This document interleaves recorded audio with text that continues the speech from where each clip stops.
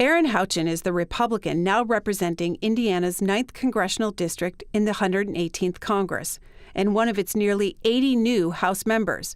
She told C-SPAN about her work on expanding rural broadband as a state legislator, lessons learned from her failed 2016 House campaign, and her roots in southern Indiana. It's home. It's always been home. I've always lived in the 9th District, went to the Indiana University, and that's also in the district. So I'm a homegrown Hoosier and happy to be a representative of this part of our state. Where do your conservative roots come from? You know, my parents raised me, as a conservative, but growing up, I really wasn't. We weren't a political family. I knew where they stood, but when I was in college, I really had to do some soul searching on what part of the political spectrum where I found myself.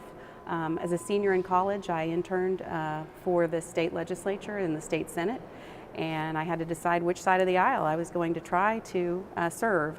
Ultimately, for me, it came down to the issue of life, and so that's where and also fiscal responsibility. So those two issues pushed me over to the Republican side, and it was really after, during and after college where I really thrived and began my political career. What about the issue of life, and where did that belief system come from? Well, I was raised as a Methodist, and so my religious background certainly informs that, but also just our Constitution. We have the right to life, liberty, and the pursuit of happiness. The first of those is life, so that really spoke to me that is our first inherent right in our Constitution, and that we should try to protect that. What or who sparked your interest in running for public office? A lot of different people influenced that. So being part of the process when I interned, my best teacher I ever had was my 6th grade teacher. She recently passed away. But the influence that she had was showing up at the State House, advocating for a bill, a member of my community that I respected. She was advocating for school choice. And ultimately she was successful. That year, when I was an intern, we passed a school choice initiative, and she was part of that process. So seeing her be able to accomplish something like that and being on the sidelines really made me want to be involved in those types of processes in policy making. Fast forward to life happens after that. I worked in child services for the first half of my career. I was a stay-at-home mom. I got my master's in political management from the George Washington University. I was at home during that time in Salem, Indiana, raising my kids. I would put my kids to bed at 9 and study until 3 in the morning and get up and be a mom again. Halfway through that program, I got a call from our U.S. Senator asking if I might be interested in interviewing to serve as his regional director. I was on the Republican State Committee as district chairman, so I was known, I guess, in that way. I went up to the interview. My husband said, "Don't take the job if they offer it. Let's talk about it." They, as they say, made me an offer I couldn't refuse. When your U.S. Senator asks you to serve, you serve. So even though I wasn't really ready to go back to work at that time, my youngest child was 2. I was hoping to stay home till he went to kindergarten. But I took the job. I called my husband on the way home and said they made the offer and I took it.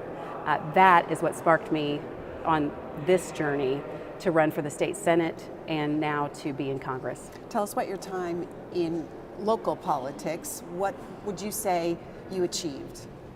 At the state level, Mm-hmm. There were lots of initiatives that we worked on and that I spearheaded in the state legislature.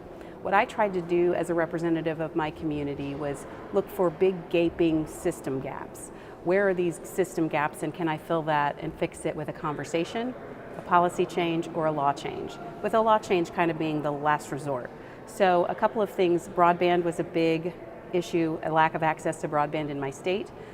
So my district was the most unserved part of the state of Indiana. In fact, I was speaking to a high school group and said, does anyone know where the most unserved part of the state of Indiana for broadband access is? And a senior raised his hand and said, my backyard.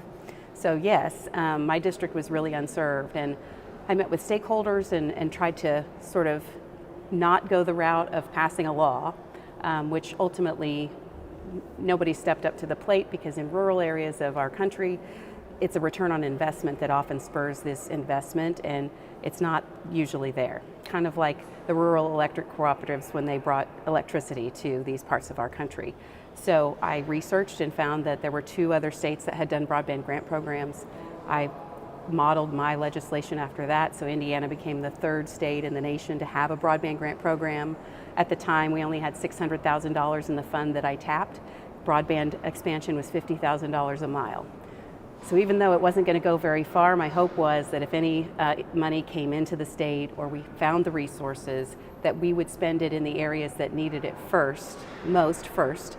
And after the passage of the bill, the governor invested $150 million. The legislature invested $250 million. And in a few short years, we went from having 17% access to 1 gig speeds in Indiana to greater than 87% access to 1 gig speeds. So that is one example. Second to that, one of the things I'm most proud of is working to help students with disabilities. Our standardized testing for students with reading disabilities or even blindness wasn't allowing for a text-to-speech accommodation for state testing. And so I fought for and got students with reading disabilities and blindness the right to have those accommodations on state testing. It was surprisingly a couple of year battle to get that done versus the Department of Education, but we got it done, and now kids are getting the accommodations they're entitled to in their individualized education plans. You first ran for a seat in Congress in 2016. You lost. Yes. Tell us about that race and what did it teach you? You know, it taught me a lot, and I've talked to, a lot of people will call and say, hey, I'm thinking about running for this office or that office. What are your thoughts? Because I've been through it both as a winner and a loser.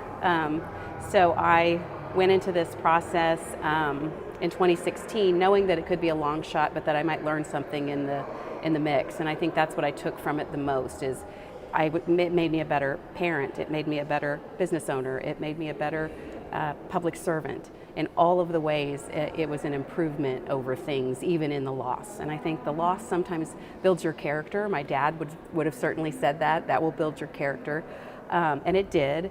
I think that, certainly in my viewpoint, I was meant to stay in the Senate for a few more years, and we accomplished a lot during those years, like the bills that I've mentioned. And so I'm grateful that I did it. And if anybody asks me, I always say, you should do it. You should go for it, because even in losing, even if you don't win, and you have to be okay with not winning, even if you don't win, you gain so much from the experience. What do you think your dad would say now that you've won? My dad passed away in 2019 of Parkinson's. He was a dentist. He told me growing up, Erin, you can be anything you want to be in the world, just don't be a dentist.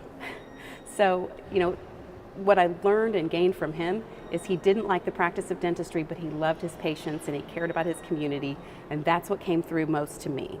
So I think he would be super proud. I mean, I feel his presence, sort of the pride in what we're doing. I think he'd be over the moon excited about having this opportunity to serve my state and the nation in this way.